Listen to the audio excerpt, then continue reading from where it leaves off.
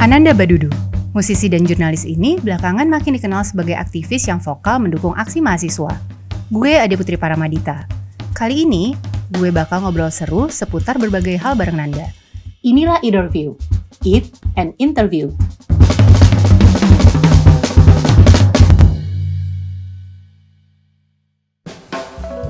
Halo, kembali lagi bersama gue Ade Putri di Interview. Seperti biasa, ketemu Ade Putri nggak mungkin urusannya kalau bukan makan-makan. Dan lagi-lagi kalau di interview itu ceritanya beda. Karena makannya nggak sendiri, makannya berdua teman. Dan di sini objektif kita adalah untuk mengangkat UMKM yang pada dasarnya belakangan ini sejak pandemi mengalami kesulitan. Jadi ceritanya kita pengen ngangkat apa yang bisa kita bantu ke mereka. Dan sekarang saya sudah ada seorang tamu, teman, padahal baru kenal ya. Silakan, siapa nih? Nggak kelihatan ya kan? Sekarang buka masker.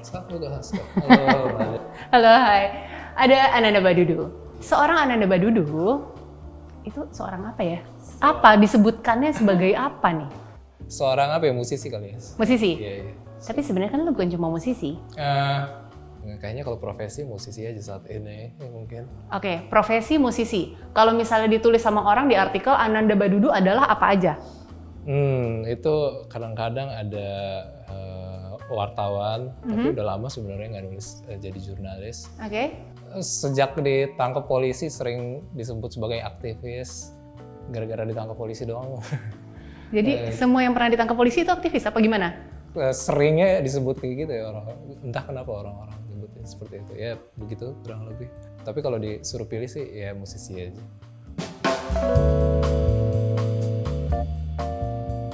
Sebelum kita ngobrol lebih lanjut, langsung basic ini aja. Lu milih apa nih? UMKM apa? Warung mana favorit lo yang pengen lo angkat?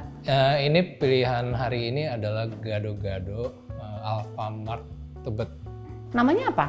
Gak tahu. Di Gojek, di GoFood sih namanya Gado-Gado Alfamart karena dia ada di depan Alfamart, di parkiran Alfamart. Boleh sambil makan kali ya? Oke. Karena sebenarnya Langsung ya. akan lebih menyenangkan. Jadi gini, gue berpendapat bahwa cara untuk mencairkan suasana adalah dengan sambil makan. Makan ya? Lo pernah merhatiin nggak bahwa businessman itu kebanyakan untuk ketika mereka mau ngajakin meeting supaya deal makan sesuatu, itu makan dulu di jamu makan. Makan enak gitu ya? Makan enak. Kalau makan enak tuh lebih gini, makan mahal ya kalau bos-bos ya kan. Itu untuk nunjukin statusnya dulu. Gue bisa sampai mana. Berarti kalau kita kerja sama modalnya bisa gimana. Oh iya. Terus sebenarnya kalau orang udah makan bareng itu lebih rileks untuk nanti ngomongin kemungkinan-kemungkinan yang terjadi ke depannya. Iya, karena kenyang ya. Yes. Itu juga berarti kalau misalnya diajak makan sama calon mertua, dia udah mulai serius tuh. Diajak makan ya? Diajak makan. Biasanya makan di rumah gitu. Nah kalau diajak makan di rumah sebenarnya menurut gue jauh lebih bagus. Oh gitu? Karena itu artinya lebih akrab. Kalau misalnya ibunya yang masak, jadi misalnya ibu atau bapaknya yang masak bukan mbaknya, itu dia mau ngasih lihat lu tuh udah dianggap keluarga sendiri. Oh iya sih. Nggak pernah sih diajak ya kasihan. makan serius itu. Enggak, tapi pernahnya diajak makan di rumah. Oh di rumah? Dan masakan nyokapnya, jadi itu sesuatu yang bagus ya. Lebih bagus. Kenapa lo milih ini? Karena dia porsinya lumayan gede. Biasanya gue kalau masak nggak habis sekali makan, jadi bisa disimpan buat sore atau malam, dan itu adalah suatu pengiritan ya buat bujangan. Apalagi kalau ditambah nasi masak sendiri, ini kayak bisa disimpan buat nanti kalau lapar lagi gitu. Ananda Badudu, seorang konon aktivis, makannya ngirit. Gue tuh mau ngasih tahu ya, kalau sayur tuh nggak tahan lama loh. Iya, Lo makan malam masih bisa? Makanya jangan sampai malam, sore-sore lah. Masih enak? Masih. Jadi oke, tadi porsi besar, terus apa lagi? Terus rasanya enak sih, karena mungkin karena gue suka manis. Nah dia tuh lumayan manis, jadi gue masuk lah gitu. Dan gado-gado nih, walaupun isinya semuanya sayur, tapi ketika kita makan tuh kayak nggak makan sayur. Iya. Lebih kayak lauk pauk dibanding sayur mayur, bener nggak? Iya.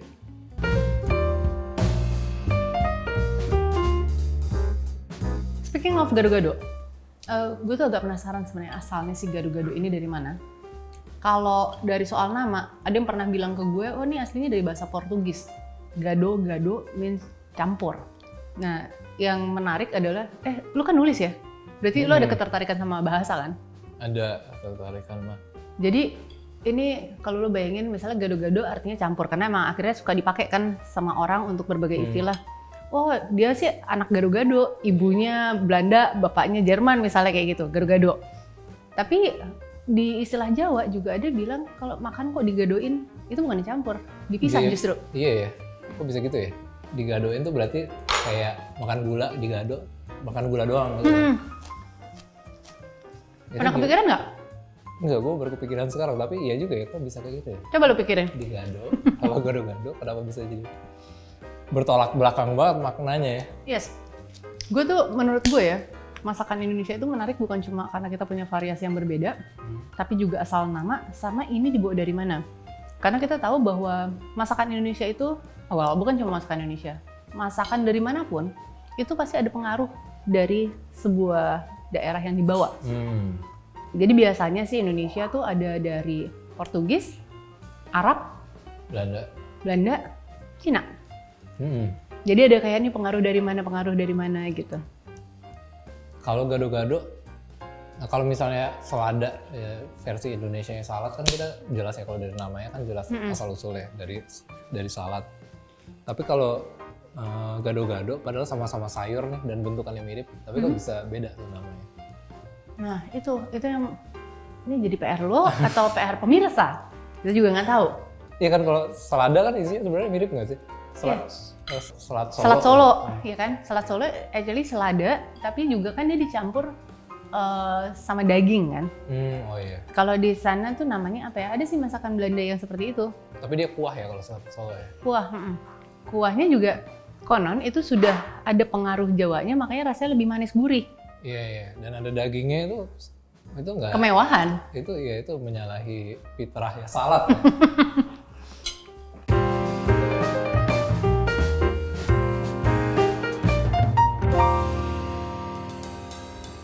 Ini kalau gue sendiri, tadi gue pesannya karena gue udah tahu kan katanya ini stylenya manis karena bumbunya udah dicampur sama kecap.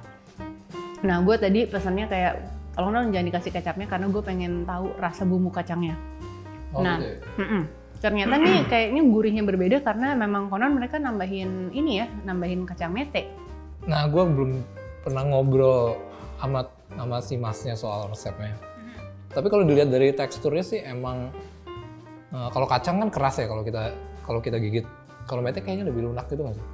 Mete kalau secara bendanya sendiri masing-masing iya. Si kacang tanah lebih keras, mete lebih lunak. Tapi ketika dijadikan saus, kalau cuma mete itu jadinya terlalu lengket. Oh, oke. Sementara kalau yang kacang seringkali dikasih air banyak gitu loh, jadi yang jadi kayak terlalu encer banget. Nah ini menurut gue ada di tengah-tengah. Iya, ini nggak terlalu encer sih. Jadi kita nggak usah pakai banyak pun udah nggak masalah karena udah rasanya tuh gurih segala macamnya keluar. Iya benar-benar. Mungkin karena itu juga gue jadi suka. Nah speaking of kacang yang tadi kita sempat bahas, di sini nih ada medenya. Lo tau kan mede itu bukan kacang. Biarpun kita akan menyebutkan kacang mete, kacang mede. Enggak, gue baru tahu tadi pas ngejelasin sebelum syuting. Iya jadi. Gue kira dia kayak dari tanah gitu. Ada kulitnya. Tanah ada kulitnya. Iya kan, mirip kan. Gue juga tadinya berpikir mungkin kalau ada kulitnya kayak apa nih gitu. Dan ini gue ngobrol sama teman-teman gue, bahkan teman-teman gue yang suka masak, yang sangat suka makan lah gitu. Mereka banyak yang baru tahu bahwa kacang mete itu datangnya dari jambu mete alias jambu monyet. Gue juga nggak tahu tadi ya. Kalau gue juga tertariknya gini. Siapa yang pertama kali menemukan bahwa biji itu bisa dimakan? Biji si kacang metenya itu. Karena itu kan nggak mentah kan, lo sangrai dulu. Siapa yang menyangrai biji yang ada di luar buah? Gue nggak. Iya kan? Jadi kenapa dia nggak kepikiran buat ngesangrai apapun biji itu kayak ngetes itu bisa dimakan atau enggak? Intinya orang-orang zaman dulu, orang-orang sebelum kita, mereka bermain-main dengan bahan tuh kayak menurut gue luar biasa. Keluak misalnya, siapa yang kepikiran kok bentuknya kayak gitu, agak beracun. Sebenarnya kalau nggak diproses dengan benar, malah lo olah, lo jadiin sesuatu yang akhirnya enak banget. Itu kan berarti kan membutuhkan pengalaman. Bicara tentang pengalaman, gue jadi penasaran yang tadi cerita lo. Apa tuh? Waktu lo ditahan sebagai aktivis itu gimana sih? Enggak.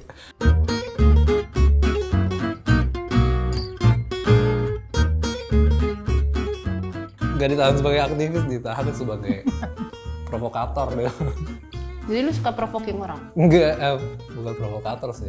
Waktu itu ditahan tuh gara-gara bikin crowdfunding untuk mendukung demonstrasi.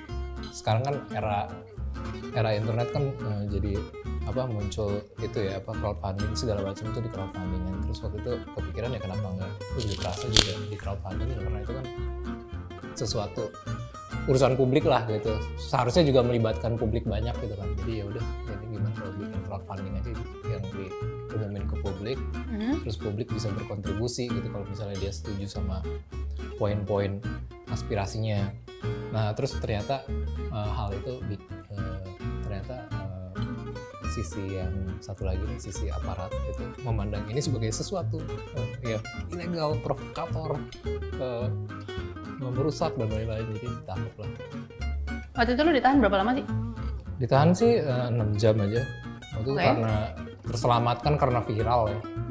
Jadi di sosmed tuh viral gitu setelah ditangkap karena itu kan aparat kan lumayan ini ya, kalau sensitif sama yang viral-viralan gitu, jadi kayak langsung dorongan untuk dibebasinnya cepat. Sementara yang lain-lain yang nggak begitu viral agak lebih tragis sih nasibnya, karena ada yang ditahan sehari dan ada juga yang sampai disidang gitu. Nah, lo sendiri kenapa peduli dengan isu-isu politik, isu-isu HAM dan lain-lain? Karena dulu pernah jadi wartawan juga kali ya. Gue sempat di Tempo lama dan di Vice.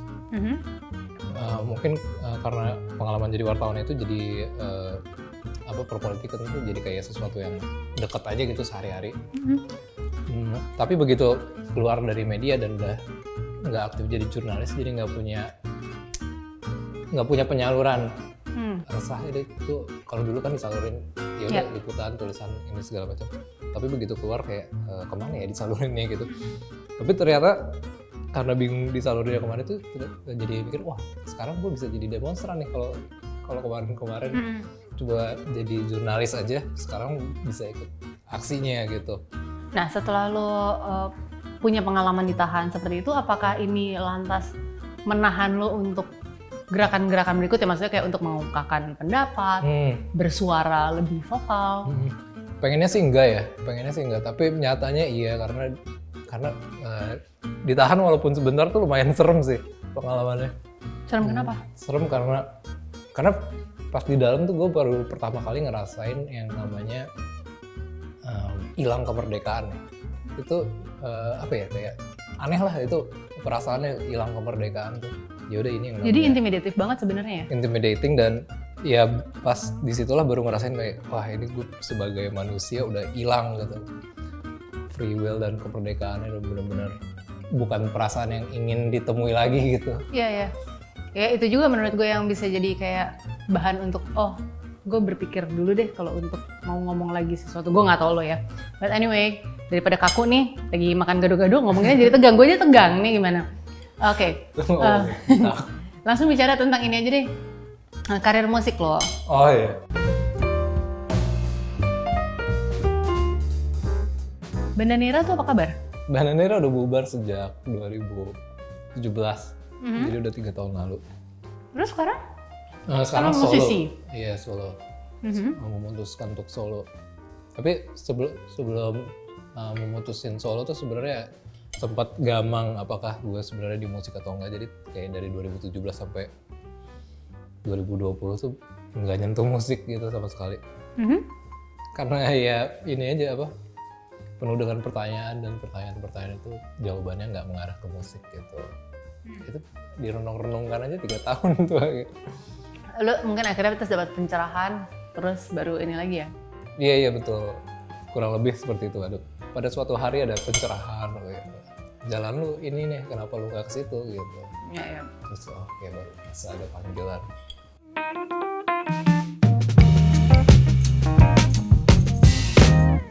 Terus ini juga nih, kan dari tadi gue ngobrol sama lo termasuk cukup menarik ketika diajak ngobrol soal makanan. Seperti, seems like lo paham apa yang lo makan. Nah, keluarga lo sendiri katanya ada yang punya usaha kuliner. Kalau keluarga iya, ada tante gue yang usaha ini bikin kue. Tante dan om gue, namanya Pengka. Dia bikin kue lapis lah yang paling jagoannya. Oke. Dan gue baru tahu dari dia dengan ngelihat dapurnya dia ya, kalau bikin kue lapis tuh ternyata susah banget ya. Yes. Kayak harus satu-satu nih gitu, gila ini sabar banget, pantesan harganya lumayan mahal kalau yang serius ya, bukan yang di warung-warung gitu. Dan sebenarnya kenapa yang alasan utama bikin gue ngulik masak-masakan tuh karena masakan nyokap tuh enak sih, enak banget, tapi dia nggak jualan. Lo nggak berminat jualan, buka usaha kuliner? Belum, baru untuk konsumsi keluarga dan teman-teman aja. Gue udah jadi teman lo belum? Uh, Minta diundang. Jadi Kok lo nggak jawab? udah dong. Diundang ke rumah gitu, maksudnya makan bokap.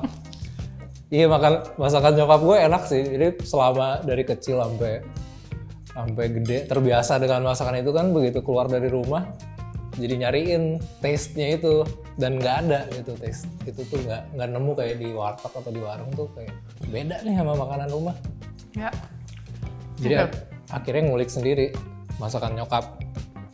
Enak ya, kapan lagi kita, jadi udah pernah diintimidasi oleh pihak kepolisian, sekarang diintimidasi oleh host acaranya sendiri. Langsung mengundangkan diri ke rumah Ananda Badudu.